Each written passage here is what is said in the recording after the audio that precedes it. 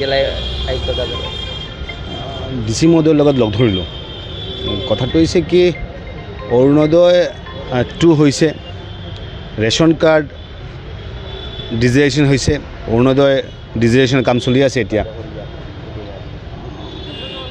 বহুতখিনি কাম আগবাঢ়ি গ'ল আৰু আউট অফ 2000 মাননীয় মুখ্যমন্ত্ৰীৰ কথা মতে যে প্ৰত্যেকটা সমষ্টিত 2000কে নতুন বেনিফিচিয়াৰী লোৱা হ'ব। কিন্তু প্ৰায় 1300 মান 1200 1400 এনেকুৱা ডিজিটেলাইজেশ্যন কৰাৰ পিছতে আপলোড কৰাৰ পিছতে ৰাতিপুৱা মোক জনালে যে দাদা হেৰি হৈছে 184টা নাম ডিলিট হৈ গ'ল। How it is possible? এই যে আইডি যিবিলাক অফিচিয়েল আইডি থাকে প্ৰায় 80টামান অফিচিয়েল আইডি আছে কাছাৰত, প্ৰত্যেকটা আইডিৰ পৰা আপলোড হৈ থাকে আৰু কয় দাদা এনেকুৱা হৈছে যে আইডি যিবোৰ আছে এটা আইডি যদি কাছাৰত যদি আপুনি সোমাই যদি এটা আইডিত সোমাই যদি তেনেহ'লে এটা আইডি দি কেনে আপুনি প্ৰত্যেকটা সমষ্টিত যাব পাৰে, যাই কেনে ডিলিট কৰিব পাৰে। ফ্ৰিজ হোৱা নাই বস্তুটো ডিলিট কৰি দিলে। তো দেয়াৰ ইজ এ চিণ্ডিকেট, এইটো এটা চিণ্ডিকেট। আৰু এই যে কনস্পিৰেচি, এই যে ষড়যন্ত্ৰ বা এই যে বিশেষকৈ দুৰ্নীতি যিটো এইটো দুৰ্নীতি আজিৰ পৰা নহয়, অৰুণোদয় 2তো দুৰ্নীতি হৈছে। ৰেচন কাৰ্ডত বিশেষ সম্প্ৰদায়ৰ মানুহ কেইটামান ল'ৰা আছে, বিশেষকৈ মুছলিম কেইটামান ল'ৰা আছে, সিহঁতে কি কৰে 5000 2000 টকাকৈ লৈ থাকে আৰু লৈ কেনে নামবোৰ সোমাই থাকে। মই গাঁৱলৈ যেতিয়া যাওঁ তেতিয়া মানুহে সদায় কৈ থাকে যে নাই দাদা আমি পোৱা নাই।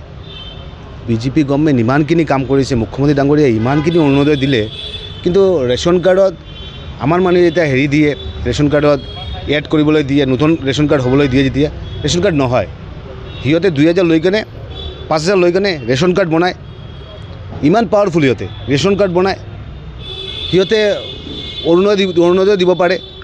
যোৱা অৰুণোদয় 2ত হয়তো বা আমি ইমানখিনি মাথা মৰা নাই বা ইমানখিনি হেৰি কৰা নাই, কিন্তু 3ত যেতিয়া আমি প্ৰত্যেকৰ লগত কথা পাতি কেনে নিজে যেতিয়া ইনভলভ হ'লোঁ, মই দেখিলোঁ ভয়ংকৰ কাণ্ড। আৰু এই কাণ্ডত এই কেইটামান বিশেষ সম্প্ৰদায়ৰ ল'ৰা জড়িত হৈ আছে আৰু সিহঁতে কালেকশ্যন কৰি থাকে। মাননীয় বিশেষকৈ জিলাধিপতিৰ লগত লগ ধৰিলোঁ। অফিচিয়েল মানে আউটচোৰ্চিং হয় আৰু অফিচিয়েলটো ইমান আউটচোৰ্চিং হয় সিহঁতে। তো মই যিটো চিণ্ডিকেট উল্লেখ কৰিছে, চিণ্ডিকেটত কিবা অফিচৰ লিংক কিবা আছে নেকি? কিবা নাই, অফিচৰ মানে আউটচোৰ্চিং যেতিয়া কৰে তেতিয়া সিহঁতৰ ওপৰত এৰি দিয়ে আৰু অফিচিয়েল লিংকটো হ'ব নোৱাৰে। অফিচিয়েল আউটচোৰ্চিং হয়, সিহঁতৰ ওপৰত এৰি দিয়ে আৰু সিহঁতে কালেকশ্যনটো কৰে। এইটো অফিচিয়েল কোনো লিংক নাই। যিখিনি আইডিৰ পৰা ডিলিট কৰা হৈছে সেইখিনি আইডিটো অফিচিয়েল নিশ্চয় হ'ব। অফিচিয়েল আইডি, কিন্তু আইডিটো হেৰি কৰা আউটচোৰ্চিং কৰা হৈছে নহয় জানো? অফিচিয়েল আইডি হয়, অফিচিয়েল মানুহকেইটা বৈ থকা নহয় জানো? আউটচোৰ্চিং কৰি কেনে কৰিছে। তে আউটচোৰ্চিং কৰা যিখিনি ল'ৰা আছে সিহঁতে হৈছে ক্ৰিমিনেল হয়, ক্ৰিমিনেল মেণ্টেলিটি। আপুনি চাওক আৰে বা হাউ ইট ইজ পচিবল? তোমালোকক আইডি দিয়া হৈছে, তোমালোকক অফিচিয়েল আইডি দিয়া হৈছে, তোমালোকক ৰেছপনচিবল পাৰ্চন হয়, তোমালোকে কি কৰিলা যে ডিলিট কৰি কেনে তোমালোকৰ মতে মুছলিম কেইটামান নাম সোমাই ল'ব, টকা লৈ কেনে সোমাবলৈ তোমালোকে এই যে যত্ন কৰি আছা, এই যে হেৰি কৰি আছা, এইটো ভয়ংকৰ ষড়যন্ত্ৰ। আৰু ৰেচন কাৰ্ডত এনেকুৱা হৈছে আৰু মইতো কথা পাতিলোঁ বহুতৰ লগত, বহুজন অনাৰেবল বিধায়কৰ লগত কথা পাতিলোঁ, তেওঁলোকৰ একেই কথা। আৰু মই এতিয়া DCৰ লগত কথা পাতিলোঁ। DC মহোদয়ে ক'লে যে আমি ষ্টেটলৈ পঠাইছোঁ যে কোনটো আইডিৰ পৰা ডিলিট হৈছে, 5টাৰ ভিতৰত বস্তুটো আহি যাব, কোনে কৰিছে কি কৰিছে গোটেই বস্তুটো ক্লিয়াৰ হৈ যাব। ইতিমধ্যে আমি যিমানখিনি হেৰি কৰিব পাৰিছোঁ যে ধলাৰ এটা ল'ৰা এটা আছে, তাৰ আইডিৰ পৰা হৈছে বুলি মই একদম কনফাৰ্ম কৰা নাই, কিন্তু 5টাৰ পিছত এইটো কনফাৰ্ম হৈ যাব। এইটোলৈ DCৰ লগত লগ ধৰিবলৈ আহিছোঁ। আৰু এই যে ভয়ংকৰ কাণ্ড যিটো হৈছে, এই যিটো ষড়যন্ত্ৰ দুৰ্নীতি কওক বা যিটো কনস্পিৰেচি বা এই যে ক্ৰিমিনেল এক্টিভিটিছ, তাৰ কাৰণে FIR-টো দিব লাগে। আৰু দি কেনে খালি এইটো ল'ৰা নহয়, এই যে চিণ্ডিকেটৰ মাজত যিকেইটা ল'ৰা সোমাই আছে, যিকেইটা ল'ৰা জড়িত হৈ আছে, গোটেইকেইটাক এৰেষ্ট কৰিব লাগে।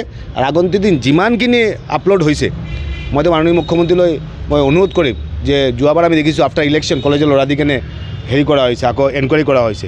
এইবাৰ কাছাৰটো বিশেষকৈ এনকুৱাৰী কৰিব লাগে, কৰি কেনে এই যে টকা দি কেনে যিখিনি মানুহৰ নাম সোমোৱা হৈছে সিহঁতৰ বিৰুদ্ধে ব্যৱস্থা ল'ব লাগে।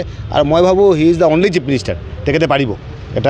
এটা ধীৰতা তেওঁৰ মাজত তেখেতে পাৰিব আৰু তেখেতে যাতে এইটো কৰে, এইটো আমি অনুৰোধ জনাইছোঁ। আৰু যিবিলাক মানুহৰ নাম কটা হৈছে তেওঁলোক কি হিন্দু মানুহ নেকি? অভিয়াছলি হিন্দু মানুহ, হিন্দু মানুহকেইটাৰ নাম কাটা হৈছে মানে টাৰ্গেট কৰি কৰা হৈছে টাৰ্গেট কৰি কিনে হিন্দু মানুহকেইটাৰ নাম কাটি কিনে মুছলিম মানুহৰ নাম সোমাবলৈ সিহঁতে চেষ্টা কৰিছে তো কথাটো হৈছে কি syndicate যদি গোটেই যদি মানে কাছাৰত যদি মুছলিম মানুহৰ নাম সোমাব লাগে এই ক্ৰাইটেৰিয়াৰ মাজত আহিব লাগে বা নামকেইটা ডিউ কোৰ্চত আহিব লাগে তোমালোকে এনেকা ক্ৰিমিনেল এক্টিভিটিজ কৰি কেনে নাম কাটি কেনে তোমালোকৰ আইডিৰ পৰা সোমাই দি আছে আৰু ধৰিলোঁ যে নাই যদি নিজৰ আইডিৰ পৰা কালাইনৰ আইডিৰ পৰা কাঠিকৰা আইডিৰ পৰা কোনোবা কৰিছে এইটো বেলেগ কথা ধলাইৰ আইডিৰ পৰা কোনো বৰবুৰীয়া নাম কোনো হুছেইন নামৰ ল'ৰাই যদি সেইবিলাক কৈ থাকে যদি তেনেহ'লে এই কথাটো আজিৰ কথা নহয় ইমান দিন ধৰি চলি আছে মই ভাবোঁ এইটোৰ ওপৰত কঠোৰ আমাৰ মাননীয় মুখ্যমন্ত্ৰী কঠোৰ হাতেৰে এইটো দমন কৰিব কঠোৰ যিখিনি মানুহ তাৰ লগত জড়িত হৈ আছে তাৰ ওপৰত যাতে মানে কঠোৰ হাতে যাতে ব্যৱস্থা লয় তাৰ কাৰণে মাননীয় মুখ্যমন্ত্ৰীলৈ মই অনুৰোধ জনাইছোঁ